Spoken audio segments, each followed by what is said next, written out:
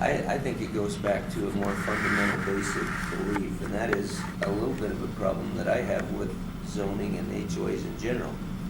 I mean, I think zoning and HOAs, according to the Constitution, which we all put our hand on the Bible and swore to uphold, is we're supposed to do the minimum amount of stuff we can to protect, the basic security and things like that of the country, of our state, and of our communities.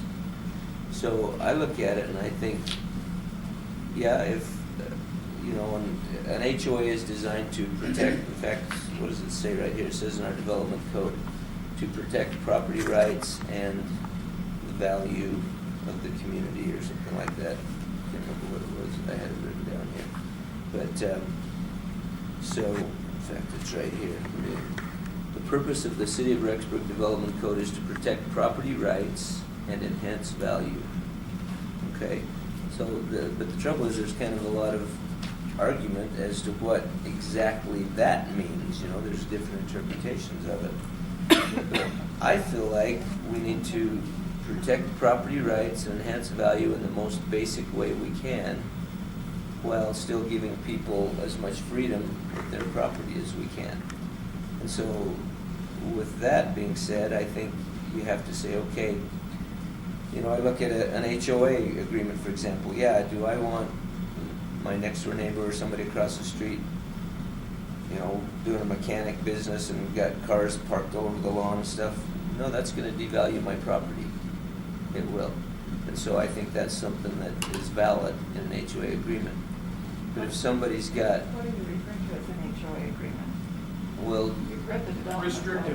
Restrictive covenants. Restrictive covenants, zoning, anything like that in HOA general. actually usually typically would have a fee. Right. Well, whatever. I'm talking about zoning and restricting covenants in general, just in general. And so I'm thinking to myself, there's a lot of things like, I have neighbors that have chickens in their backyard. As long as they don't bother me, I don't care. If my neighbor had a little pig in his backyard, as long as he wasn't stinky and wasn't waking me up, I don't care. I have a neighbor across the street from me that's got kids coming and going all the time. I don't know who they are, but they don't bother me, so I don't really care. So I think sometimes we start getting too restrictive on things, and I think we should give people the freedom to do what they want to do with their home, as long as it's not devaluing the value of the neighbors or bothering them with different nuisances.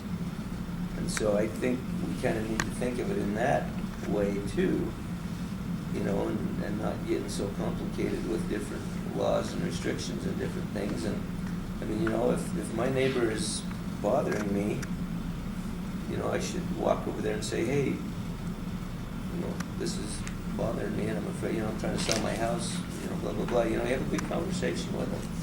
And I just think we need to think in terms, I mean, I know people are worried about neighborhoods being compromised. And I do too, because I don't want my neighborhood compromised either. But at the same time, if I lost my job, and I very well could at any moment, and I need to rent out a room or two, I don't want my neighbor coming over and saying, or the city coming in and saying, you can't do that. I didn't rent. I had my son and his daughter staying in my basement all summer because he was doing an internship. Of course, I wasn't taking any money for it, but it was yeah, I do. I know my son. I know who he is, but I also had, I had a nephew come stay with me for 6 weeks who I don't really know. I mean, I know his parents and everything. I know who he is and everything, but I don't know if he's got issues or anything like that. And so, I think, there's, and you also have to look at the risk factor. What are the people that are mostly families coming to see the sites, Yellowstone or whatever, or they're coming for BYU activities? So what, are our risk factors high or are they low? I'd have to argue that they're pretty low. That we're going to get some kind of really evil person coming in. And I don't know, I guess it's just my vision that I have for Rexburg is to have people that welcome people in and show people from all over the world what we have here.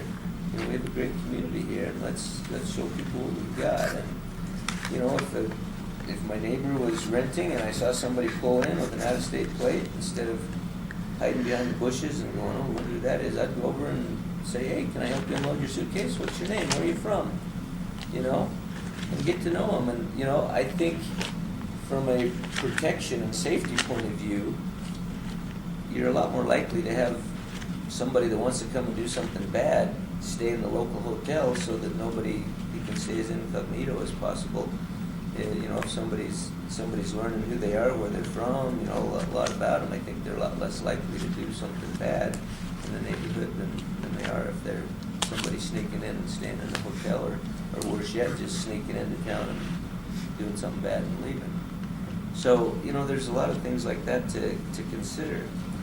And, you know, I've talked to people on both sides of the issue. I was just up on the hill just before this meeting visiting with the backyard neighbors to the house, of course, that caused all the problems. And, you know, he told me, he says, you know, he said, yeah, I'll probably be mad at you if you change it, but he says I can understand, you know, the